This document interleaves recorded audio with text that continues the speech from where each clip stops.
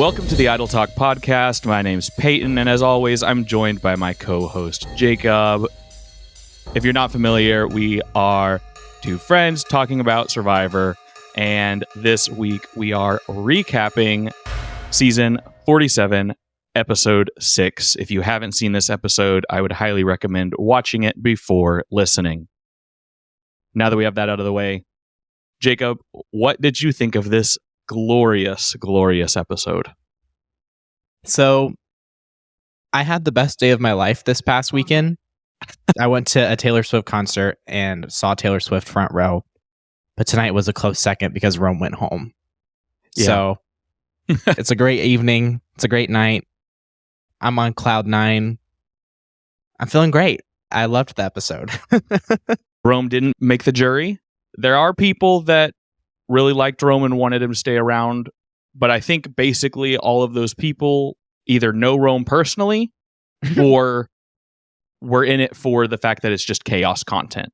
Mm-hmm. I would be very surprised if there are people out there who genuinely wanted to see Rome win the game who didn't have some sort of personal investment in that. Rome was a player who just felt really hard to root for, especially as the season has progressed. And this episode especially, I mean, the coffin was completely nailed shut, and now this episode was just burying the coffin. So it was done, it was over, and the second the episode opened with Rome giving the intro to the episode, I knew Rome was going home. I cannot believe they did that. That's insane. I think it is absolutely insane, but I also think that it works. I don't like that they did it. I will say that. For anyone who is crazy enough to listen to this without having watched the episode starts normally with Jeff saying, "Previously on Survivor." This one just starts instead with a clip of Rome in a confessional saying the same thing. We start off the episode immediately with Rome, not even with Jeff. The tone is set that this episode is Rome's episode, and Rome is even in Jeff's role at the start. Like, he's taking over the show. We've heard him refer to Survivor as Survivor Rome. He wants to be on the On Fire podcast. He thinks that he's the godson of Survivor. It's very clear that Rome views himself as the king on this island. So what better way to start his end than for him to actually kick off the episode and take Jeff's place? It also ties in a way that I really hate, but it is sort of poetic, how Jeff lets Rome sit on his throne at Tribal. I really don't like that, but it does sort of also contribute to this narrative of Rome seeing himself as an untouchable king on the island, and he can take Jeff's place. Mm-hmm. And so because of that, I think that's why they let Rome take his place at the beginning. The whole episode is about Rome thinking he is in charge of it all, running the show, when in reality, he doesn't know what's going on. Yeah, I agree that it contributes to his character arc. It makes sense in the context of everything that happened in this episode. I understand it, but I wonder if they'll talk about it on Fire, because I want to hear I assume Jeff's. They have to. I want to hear Jeff's perspective of, because this is, as far as I know, this is the first time that it's ever opened and it's not been Jeff saying that. Yeah. As far as I'm aware. So I want to know his thoughts about it and the precedence it sets. And I do think that this is a unique scenario that won't really ever happen again, but I don't know. I wouldn't be so worried about it setting a precedent, but I do think that it is a very unique decision that I assume there was probably plenty of back and forth on. I expect it to be the very first thing that they talk about on Fire. We could pause this right now and listen to the first 5 minutes of On Fire and see if they talk about it. They release it immediately after the episode, which is when we're recording this, by the way. But this is kind of off topic. It's like on topic, but off topic. And I wonder if I could write this question in if they'd ever answer it. I can answer it for you because I already know what you're about to ask. What am I going to ask? The answer is, do they record it in advance? Does Charlie and Jay get to watch the episode early? I know they get to watch it early. I was going to ask how early they get to watch it. I think they watch it on Sunday and they record it on Monday. I would assume that's their timeline based on something Charlie said in an earlier episode where he mentioned it being Monday. And also just from a production standpoint, they're not going to record on a weekend because it's work for Jeff. And like, you're just not going to do that on a weekend. And it doesn't really make sense to do it at the end of the week either. Sorry, I got distracted. My cat jumped up and wanted to participate in the podcast. Does she have anything to say? Do you have anything you'd like to say? Oh, that's very insightful. Yes. Andy was the backup vote tonight. Thank you for getting us back on track. All right, we'll get to that later. Yeah, I think they get the weekend to watch it and then they record it on Monday. That I think that makes the most sense. Okay. Well, I think we should jump into the episode, and we are merging.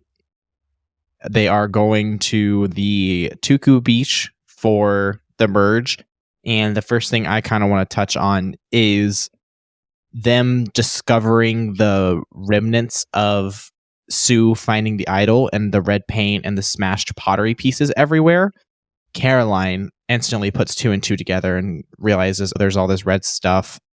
Sue had red stuff on her. I'm pretty sure she found the idol.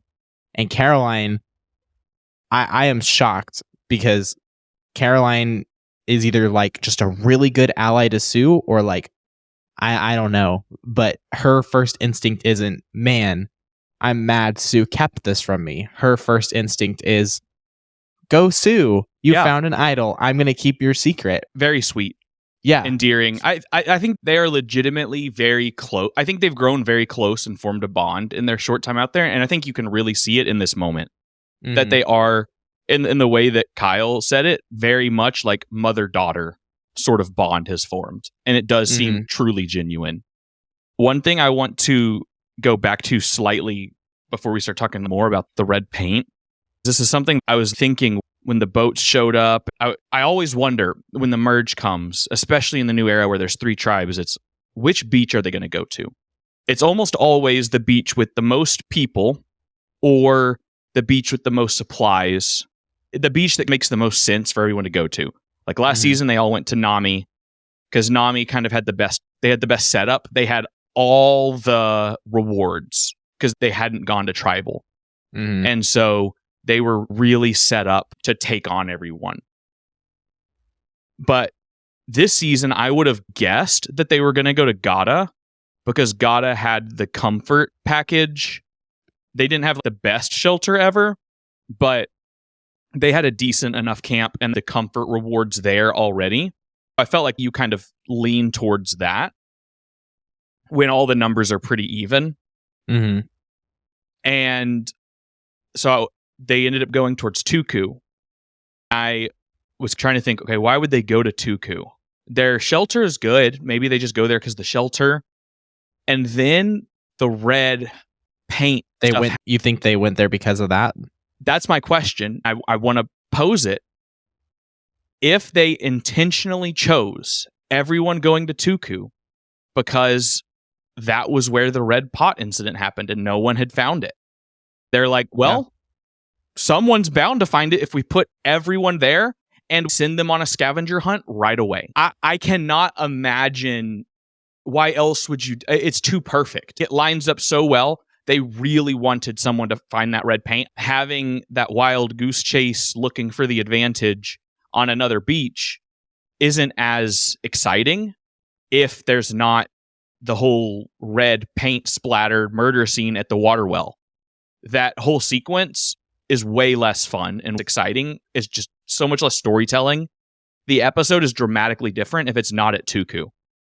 I want to give them credit and think they did that on purpose. Maybe they didn't, but I feel like that's something they would have considered when thinking about all the beaches that they could have, or they only have 3 options, but when considering all the reasons why they could have sent them to any of the 3 beaches.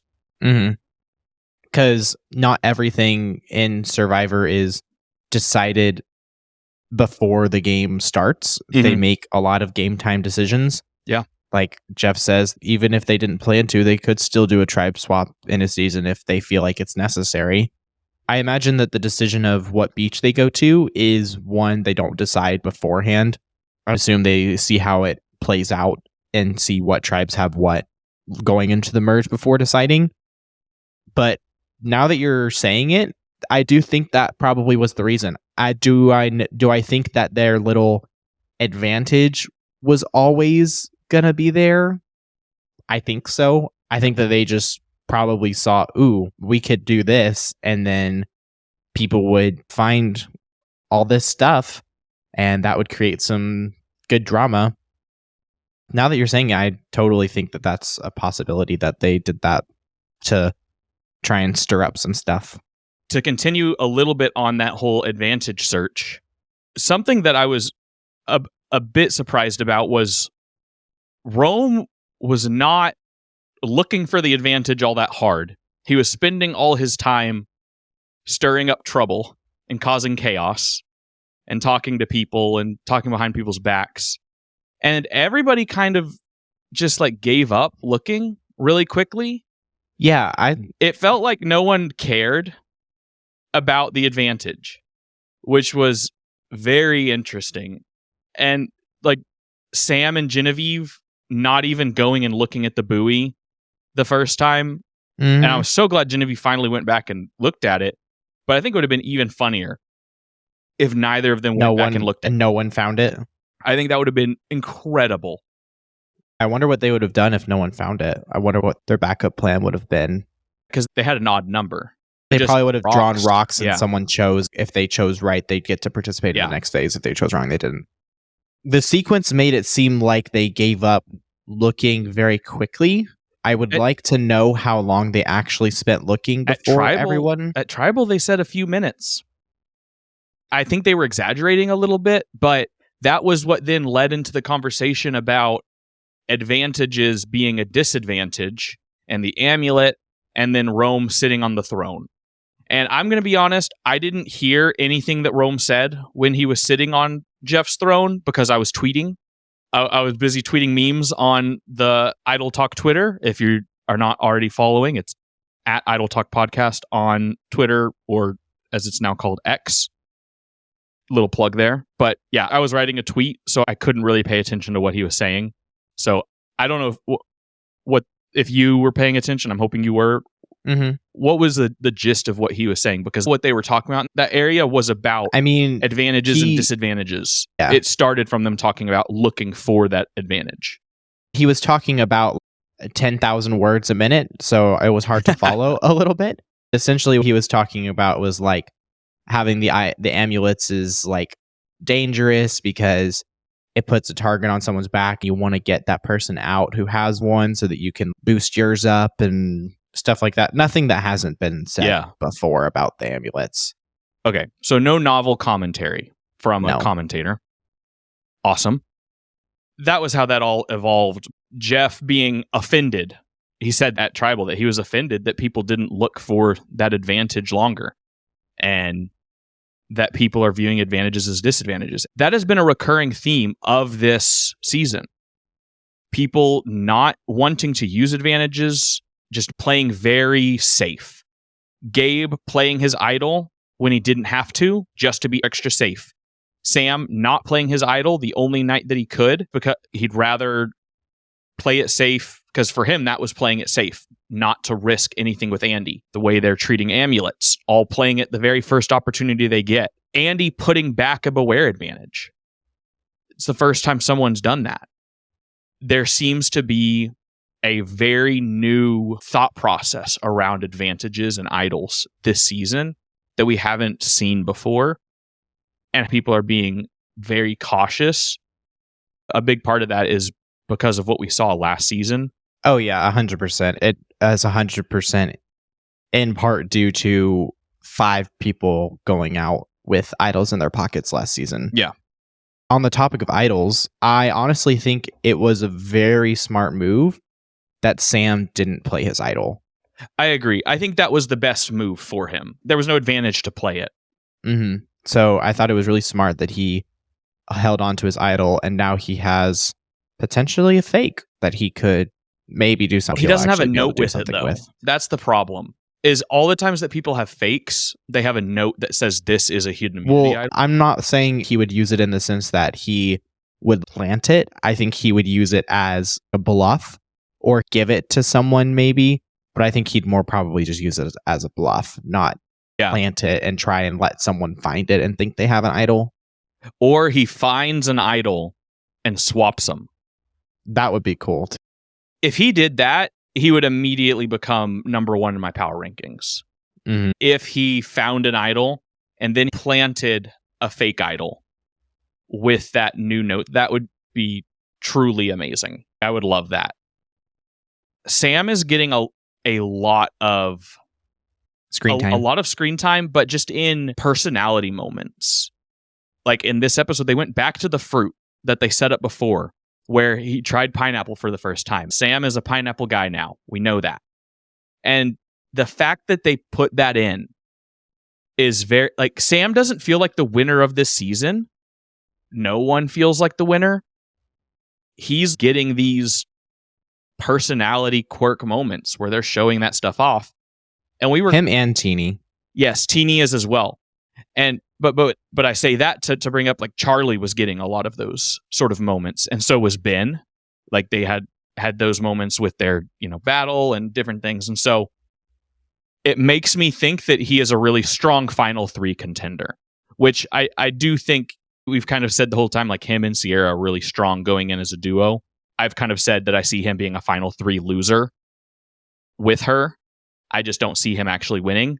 This kind of reinforces that potentially, but I will say he's getting these moments and she isn't. So that worries me a little bit. We don't have to necessarily dive into that yet, but that is an interesting thing that happened this episode.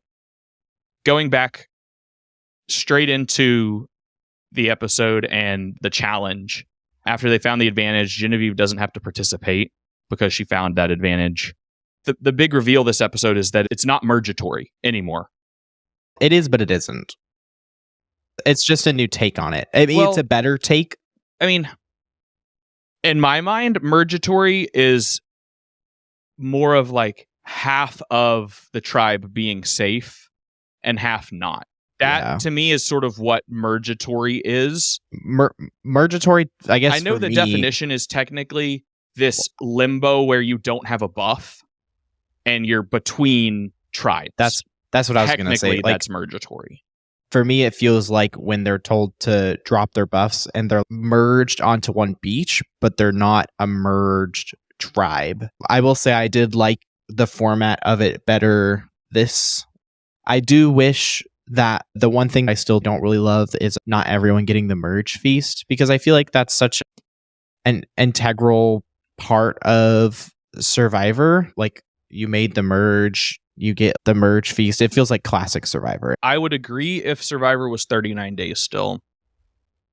I think because it's only 27 days, I don't think that the merge feast is necessary. I will say I miss it, but I think if they're already cutting the game short, I think that there probably isn't a point to give everyone a meal right here in the middle, because I think that kind of defeats the purpose of their whole cutting it short premise. Those would be in opposition of one another. I really like that it made it feel like the big issue with Mergatory last season was all the people who went to the merge feast and were safe. They all just sat there and were like, okay, I guess we're all making the decision. Who are we going to pick? Mm-hmm. And it didn't really feel like the opinions of other people were really taken into consideration. Yeah. Obviously, they're the ones on the chopping block, but they have votes too. It felt like it made everyone on a more equal playing field, and just that Kyle is safe. So I really liked that aspect, and I hope that it stays.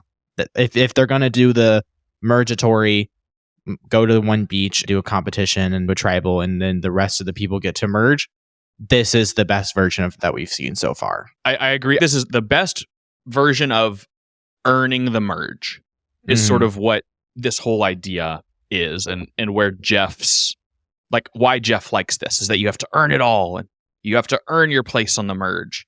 This is definitely a far superior version. It feels like a good compromise between the new era version and the classic Survivor version. I like the two tribes competing and then they split and compete individually. I think that is interesting. I like that only one person is safe again. It makes everything so much more interesting. The last several seasons feel so boring when half of the tribe is safe. There's not a lot of room for surprise. You kind of know what's happening. You kind of know who's going home. Especially Everyone last there does season. too. Especially last season when the three Yanu going into the Mergatory ended up on the safe side. And then they were like, okay, y'all pick someone who y'all are like, between the Nami and Sika tribes. They're like, okay, y'all pick someone who you're okay with losing. Y'all, the other tribe, y'all pick someone who you're okay with losing and we'll decide. That's so dumb. Yeah. I don't like that way of playing Survivor. So this gets rid of that, which I think is a lot better. Yeah. I'm surprised it took them 7 this long seasons to finally shake this up. I don't see how they didn't realize it wasn't working earlier. I really would have expected them to have done this shake up in like 45. Especially with how vocal everyone was in 41 and 42 about not liking it. Because they got rid of the hourglass and the do or die immediately after the backlash from it. Yeah, but they can't change everything right after 41 and 42. They've got to let some things play out and see how they work and try to improve on them and give things time, because there was backlash to everything. People didn't like Beware advantages, and it did take us this long to get to Beware advantages that work. They were also iterating on Beware advantages. They haven't been iterating on this Mergatory earning the merge process. It's just stayed the same. And so I would have preferred we get a new version of it every 2 seasons, or they have swapped it up earlier. I'm just surprised that it took this long for them to go back to the drawing board on it, because it feels like this was a really easy concept to come up with. I don't think it took them that long to figure this one out. I think we could have had this change back in 45, and that would have made 45 and 46 really interesting. If only one person was safe, especially in those 2 seasons, it would have had a drastic impact on the game. It would have changed everything for both of those. So, is there anything that you want to talk about from these challenges before we move on and talk about the impact of the challenge, the group challenge, and then the individual challenge specifically? The individual challenge, I'm surprised that they did something so overdone. That challenge has been done so many times. I wouldn't call it overdone. I would just call it classic Survivor. I think it's a classic Survivor individual immunity challenge. So it doesn't surprise me that they would go back to a default challenge like that, because I feel like that's a pretty easy one to set up and do. But the American Ninja Warrior warped wall was pretty crazy. It legitimately the most impressive warped wall I've seen on Survivor that I can remember that they've had to climb up. Like, normally it looks like a wall and I'm like, okay, I could do that. This one, I'm not confident. They gave them sandbags in case they, which I'm assuming, I wonder if they had play tested it and they had groups that, well, obviously I think they play tested it, but I'm saying, like, I wonder if one of the groups really struggled to get up the wall and they had to add sandbags, or if they always had sandbags in the first place. But I wonder if, like, when they play tested it, did they not have sandbags to begin with? And then we're like, oh, we can't do this, so we need to give them a way where, like, if they want to spend the time, they can get themselves up, or if they, like, want to go the really hard route, they can get up faster.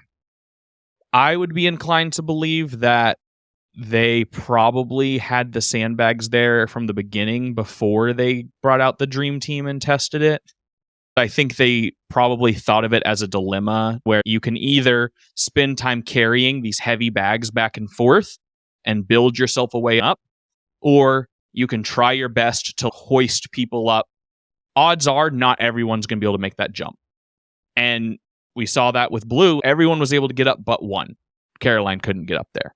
Ultimately, they were able to work together and get her up.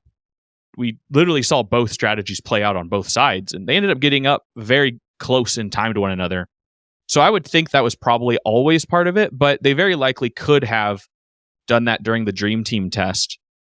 One thing I think about is the On Fire episode where Jeff talked about how the Dream Team doesn't get in the mud when they do their tests. Because they want fresh mud. The mud is only for players because it's pristine, perfect mud that they work very hard to make. They don't want anything to get in the mud as well. I think it's also probably a safety thing. You do not touch the mud. I imagine the warped wall probably went more smoothly for the Dream Team than it did for the Survivor players. I wonder how they factored that in, because the Survivor players were caked in mud. There's been a lot of mud this season, but that was a lot. And I mean, can't imagine that made any easier to be running up that wall and slipping and sliding down and leaving trails of mud as they're sliding down and just making the wall more slick. It definitely changes the way that you have to think about that challenge. Well, like even trying to help like pull your teammates up, it makes that so much harder because you're slippery and which is why they go through the mud. That's part of why they do that, is to make everything else more difficult. And the sawdust sticks to you. It's like getting tar and feathered. Literally, it's Survivor tar and feathering, but not painful. Yeah. and not humiliating necessarily. So is that a real thing that they did to people, or was that only in like Roadrunner and Coyote? No, that was a real thing that they it was when medieval torture. Oh. And public humiliation. Well, like the tarring would kill you, right? Not if you didn't do it too hot, but it would burn your skin. Like it was permanent damage. I think it probably would ultimately kill you. I think you would die. I think you'd probably die of infection quite quickly. Yeah, because like I don't even know how you'd like get it off of you. Oh, you don't. I can't. I don't think you do. I think you end up dying. Yes. This is coming from someone who has not looked into tarring and feathering, but I've only seen it in Roadrunner and Coyote. So I'm going off of just very. Have you not seen Roadrunner and Coyote? I have, but I'm saying I'm going from very like high level or faraway knowledge of. Isn't that the Warner Brothers canceled movie? Like, wasn't that a thing? Like, it is. That? Yeah, it's one of the two projects. The conspiracy. It's not a conspiracy. It's confirmed. Well, no. But yes, yes, it's confirmed that they canceled it. But the conspiracy of like they canceled it for like to like write it off, so they didn't have to like pay taxes or whatever. No. That's not a conspiracy either. Yes, they did it as a tax write off. Oh, yeah. Okay. Yeah. Well, that and Batgirl. So I didn't even know Batgirl was a thing. Yeah, like she's a character. Superhero. Yeah. Anyways, the last thing I want to. Well, I was going to say, bats and girls. There are bats and women in Survivor. Let's get back to talking about it. Well, I was going to say, last thing I want to talk about with the challenge is why'd they let Rome do the table maze? I don't think they let Rome do the table maze. I think Rome said he was doing the table. Yeah, knowing Rome, I was about to say, knowing Rome, he didn't. He just told them that he was going to do the table maze, and they lost. What a shocker! And honestly, I think Saul was kind of fine with it because he was like, we can get him out. Yeah, he was like, man, it's a bummer. I'm not going to have a shot at this individual immunity, but at least Rome isn't either, which sucks. But it's sort of you win some, you lose some. I think probably the harder thing would have been missing out on the food. That probably would be the tougher thing, is acknowledging that Rome participating in this means we're probably not going to eat. I see you eat every day. I see you eat every day. I miss her sometimes. Get Liz back on my screen, man. She better be in Survivor 50. I want 50 players in Survivor 50. I think we can honestly just spend the rest of the episode talking about the fall of Rome, the second fall of Rome. Arguably, this one was more historic. I don't know if we can say that. Yeah, Rome goes down in flames. And Sol is Emperor Nero. He is Nero. Yeah, playing the. Is it a violin or what's the smaller violin? A viola. Is that? I thought viola is bigger. I don't know. Hold on. A fiddle. Yes, it is. I think it is. What instrument did Nero play as Rome burned? According to popular legend, Emperor Nero played the fiddle, but this is not true. The fiddle didn't exist yet. That's what I was thinking. I was like, a fiddle feels like not like it was around when Nero was emperor. It says, for one, the fiddle didn't exist yet. 2, Nero was in Antium, which is 35 miles away from where the fire started. And Nero was known for the lyre. So he knew how to play the lyre, apparently. That seems like a period accurate instrument. Okay. Well, Sol is Emperor Nero playing the historically accurate lyre, watching Rome burn his empire down. From 30 miles away. From 35 miles away. Except we're in Europe, so we should probably convert that into kilometers. Fiji's not. Fiji's in Europe? Rome. Oh. Okay. We're talking about Rome burning. Okay. But also, if we're talking about Fiji, still kilometers. Anywhere that's not the U.S., it's kilometers. Yeah, I guess. We're the weird ones. It's really hard because like everyone says that they want villains, and I want villains. I just don't want villains like Rome. It's like I want villains. I want villains like I honestly, it's hard to even say that Rome is a villain. I don't think Rome's a villain because, like, when I want a villain, I want someone like Jerry. Yeah, that's the kind of villain that I want. Rome. And so here's how I would say Rome is not a villain. Rome is an agent of chaos. Mm-hmm. Is the way to describe Rome. Like, who are in the animated Hercules movies? Who are the blue and red dudes that work for Hades? You know, Pain and it's Pain and something. Yeah, those two dudes, right? Is it Pain and Suffering? Maybe that sounds right. But they're those two little homies. They're agents of chaos, right? Their whole job is they're kind of just creating mischief. It's Pain and Panic. Pain and Panic. Yeah, they're just creating problems. And like the real villain is Hades, you know? Like he's a villain. If anyone's ever played the game Disney Villainous, Hades is in Disney Villainous. He's a villain. You're never going to get a Disney Villainous expansion with Pain and Panic as Disney villains, right? They're not villains. They're just these little agents of chaos that are causing problems that want to be a villain, but they're not. There's just no way any of our chaos. Listeners have ever played Villainous. I don't know. I kind of think the overlap between Survivor and board games is a circle. I promise you. You think? Absolutely. The people who like watching Survivor 1,000% have played Secret Hitler. Well, yeah, and if they have played Secret Hitler, they like playing other board games, and they go to board game nights probably sometimes. Not all of them. It depends on how into Survivor you are, but if you're listening to a Survivor podcast, you're probably pretty into Survivor, which means you probably are also into board games. You might not be into Villainous. Honestly, Disney Villainous, not that good of a game, I'm not going to lie. But the Marvel and Star Wars ones are better. I will digress. Anyways, agent of chaos. Or you could be like, it's not a great example because there's Marvel's Loki, who is a villain. But if you're looking at Norse mythology, Loki was the god of mischief, and he's just this silly guy running around. He's like a court jester. You know, he's just running around causing all sorts of trouble. Mm-hmm. And so that's sort of what I think Rome is. He's just causing problems, but he thinks that he is big.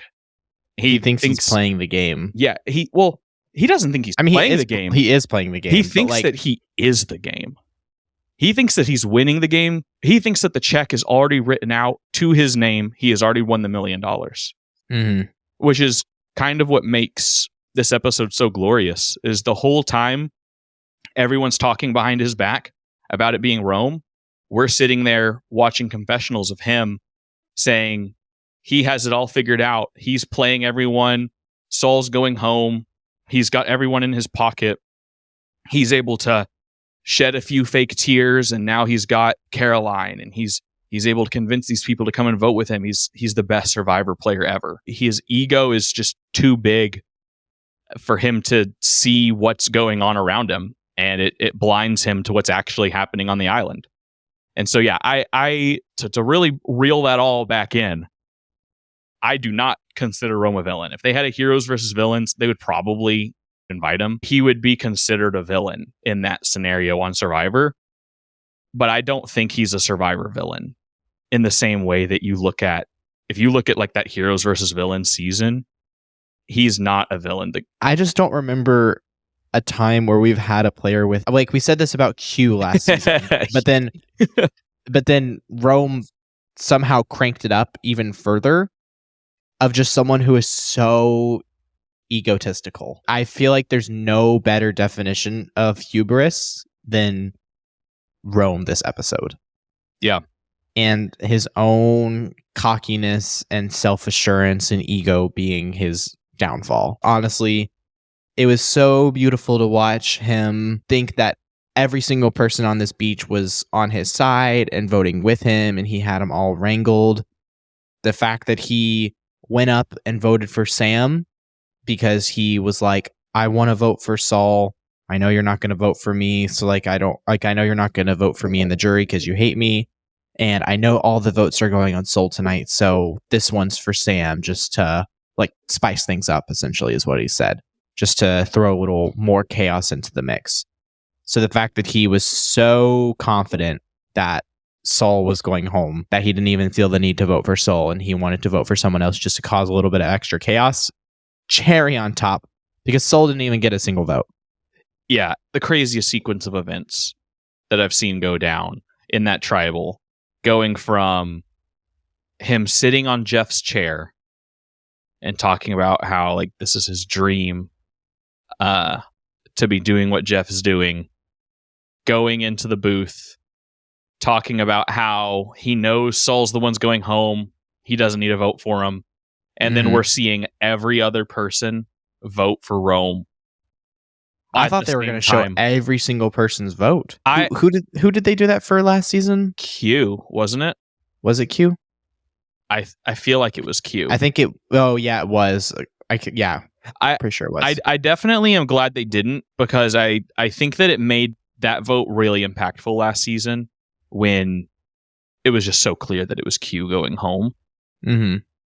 And I will say, having Rome in this season has made me appreciate Q a lot more, which is not something I would have ever thought. Q was definitely chaotic and definitely had like some ego and narcissism and all of that sort of stuff at play. But at least he was playing the game to a certain extent, and it felt like he was playing it somewhat civilly, where he wasn't treating people the same way that like Rome was treating Saul the whole time, and he wasn't just straight up like vindictive. And like those episodes were ones where I definitely thought like Rome was feeling like a villain. He also didn't lie and fake cry to get people's sympathy. Yeah, it is the sort of thing where between the two, like Rome has made me like Q a lot more. I also think Q was a lot more.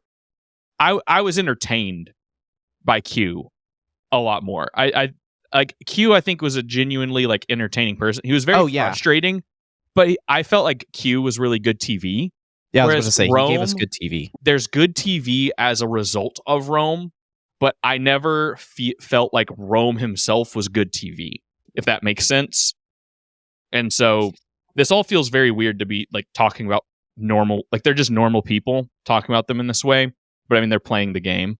But I definitely think that after like watching this season with Rome, I think back on a lot of the stuff we were talking about last season with Q, and I'm like, man, maybe we were too tough on Q.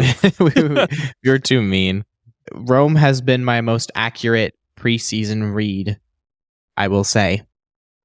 I at the beginning I said I wouldn't like him and I'd find him annoying, and I was very correct. Yeah, he's a lot. He's definitely a lot, and I'm glad that his time is over on the island. I do want to ask though, do you think they ever invite him back? I was gonna say, as much as I don't like him, I think that as of right now, definitely out of Who's Gone Home. I mean, because people who don't make the merge historically don't come back. Don't come back usually. Yeah, not very often. It's a really low rate of return. Yeah, but I was gonna say, if there's anyone who has made an impact on the season so far, it's Rome. And if there's anyone right now that I like, if I had to put money on someone coming back for season 50, it would be Rome. Yeah, out of the people who have gone, I would say yes. He is the one to put money on, just because up to this point, Survivor 47 has been Survivor Rome. He has driven the narrative of this season for the most part.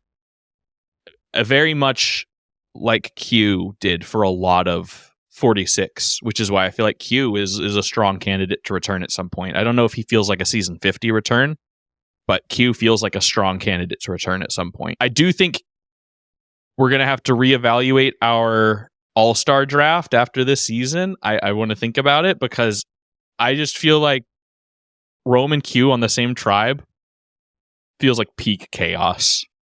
Mm-hmm.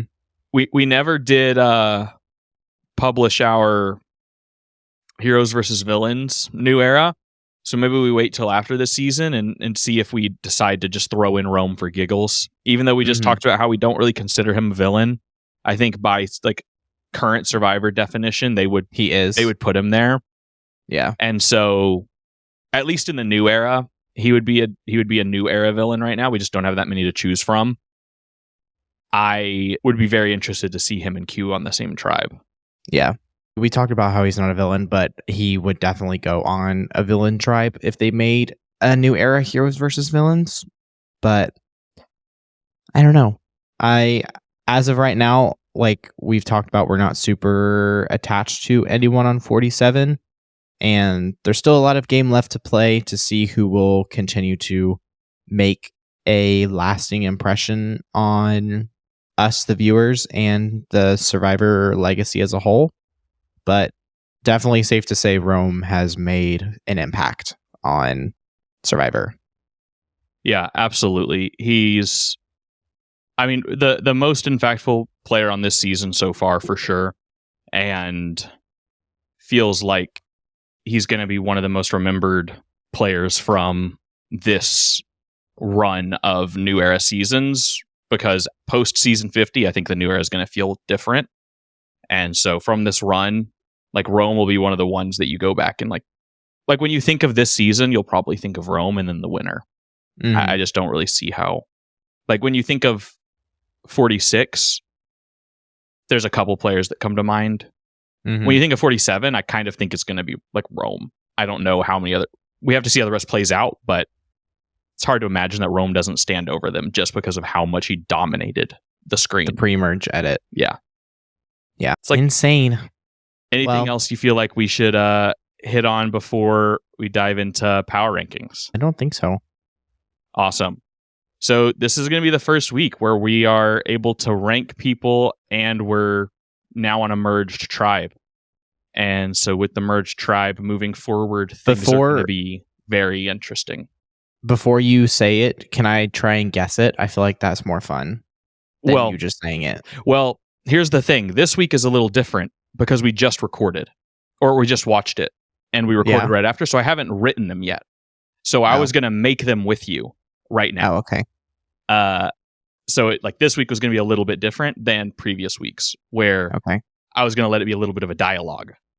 For context, my rankings last week were from the top: Gabe, Sierra, Teenie, Sue, Sam. And then I had honorable mentions: Rachel, Andy, Genevieve. Okay. I still feel like Gabe is one. Do you agree or disagree with Gabe being in the current power position, just like right now, feeling like he's probably the strongest player? I think I would agree with that. I think it's either him or Sue. Really? You would want Sue up that high? Mm-hmm.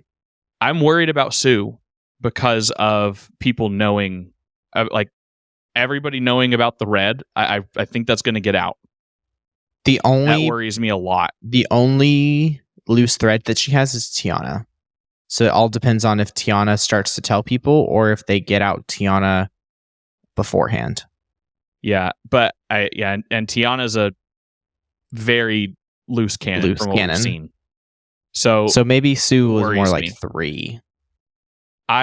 My thinking when I was kind of coming into this, I was thinking Gabe, and then really shaking it up and putting Sam at 2.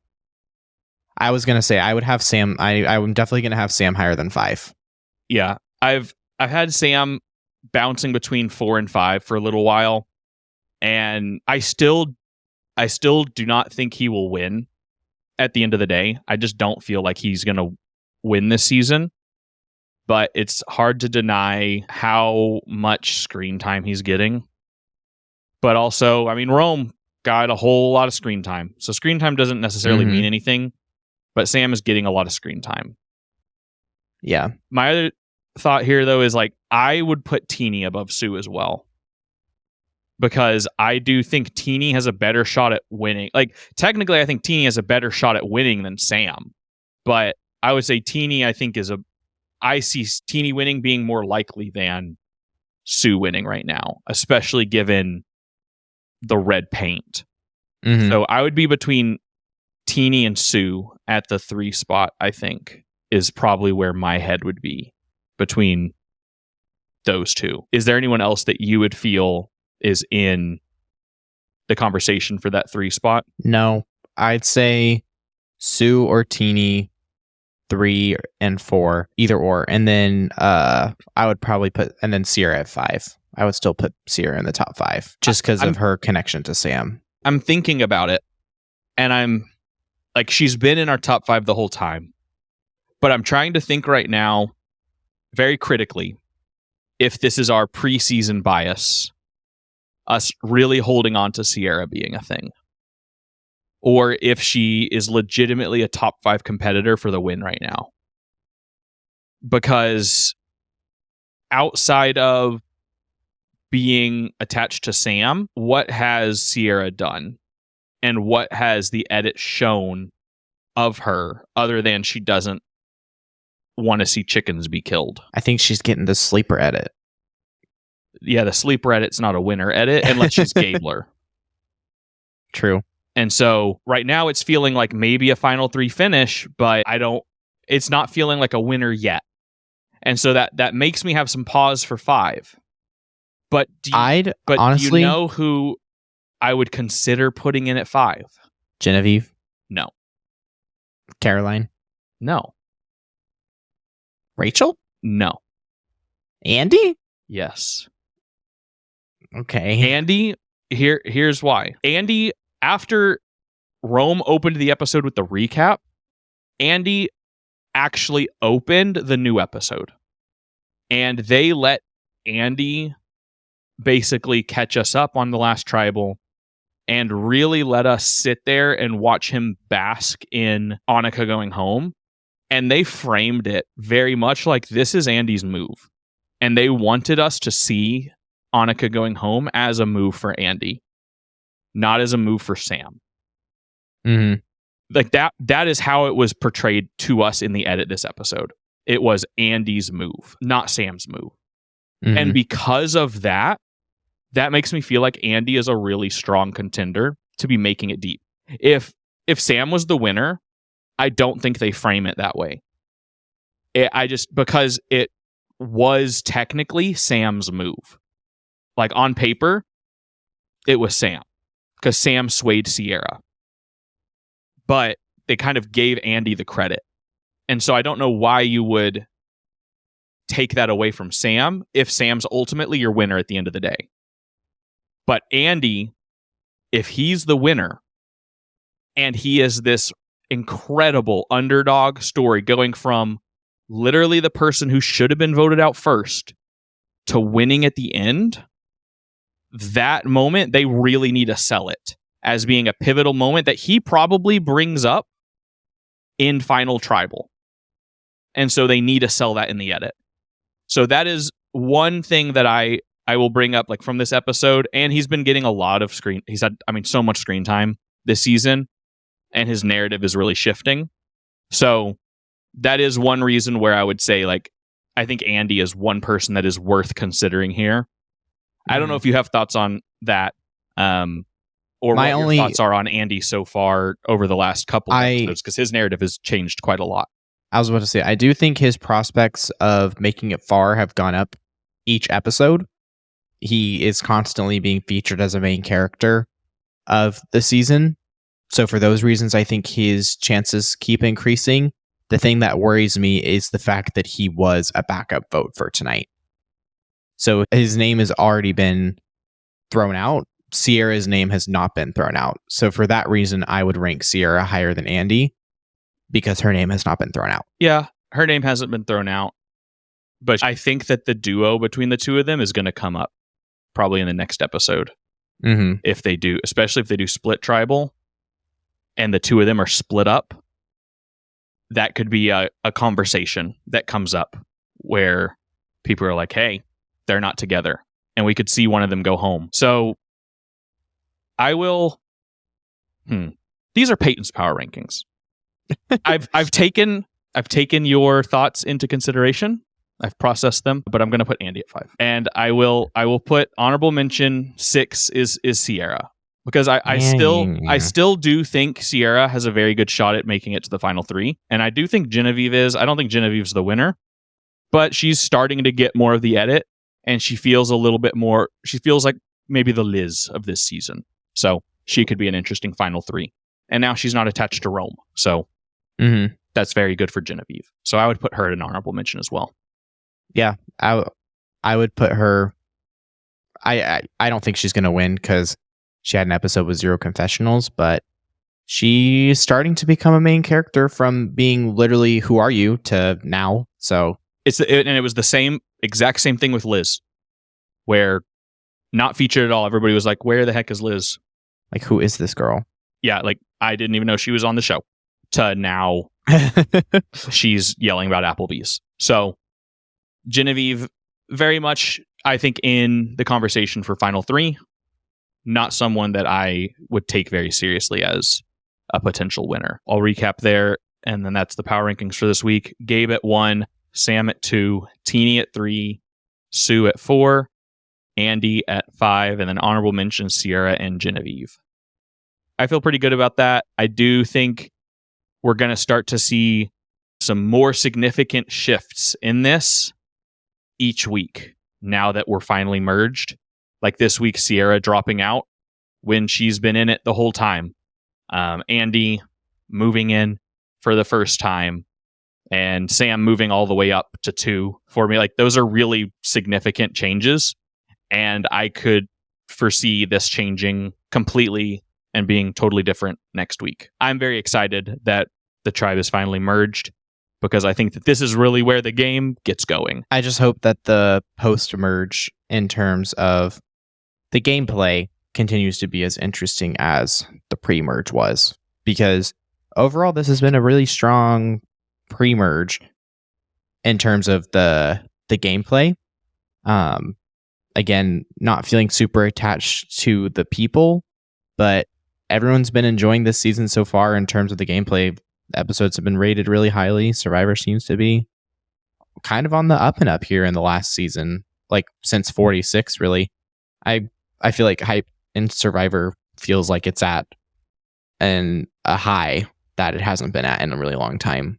Yeah, at least since the pandemic, for sure. Mm-hmm. It definitely feels like we're kind of maybe not back to what Survivor hype once was, but it definitely feels like Survivor is in a really strong place. So yeah, I agree. I am excited to see where it goes because it was a very strong pre-merge. And so I think now that the tribes are all pretty even, except for, well, actually no, now they're not. With Rome going home, Lava that was one more thing. One more thing I was gonna say is, this is the first Mergatory boot where the person who went home isn't from the tribe that had the most members going into the merge, or tied for the most. Yeah, or tied for the most. Yeah, and I think that's just a direct result of it being, well, two things. A direct result of Rome not being on the largest tribe, and it being this new only one person is safe format. Mm-hmm. Well, do you have anything you want to say about Survivor 47 episode 6 before we wrap up here? No, I'm ready to see how everything plays out moving forward, and I'm really interested to see what new alliances emerge. I think that's the thing I'm most excited to see moving forward, is because I feel like tribal lines are dead. This definitely feels like it could be the most like fluid merge.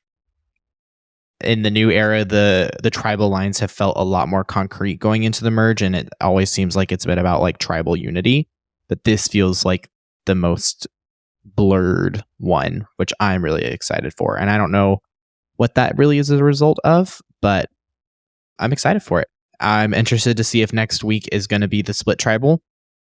I'm assuming it is, but we'll see. Yeah. Jeff's keeping us on our toes this season, so I will be very excited if next week is something different. And maybe we'll get lucky. Probably not. But maybe this is the season where something new happens and it's really, really cool. Or we'll get same old split tribal. So we'll see what happens. With that, we will wrap up this recap episode of Survivor 47. If you enjoyed listening, we would really appreciate you leaving a rating/review, as it helps our podcast grow. Additionally, you can check us out on social media at Idle Talk Podcast on Twitter/X, Instagram, and TikTok. We are starting to be live tweeting during the episodes, tweeting our thoughts and potentially some memes that Peyton cooks up during the episode. So if you want to see those, go check out our social media and give us a follow. You can check out our podcast wherever you listen and get your podcast at. Thank you so much for listening, and we'll catch you in the next one.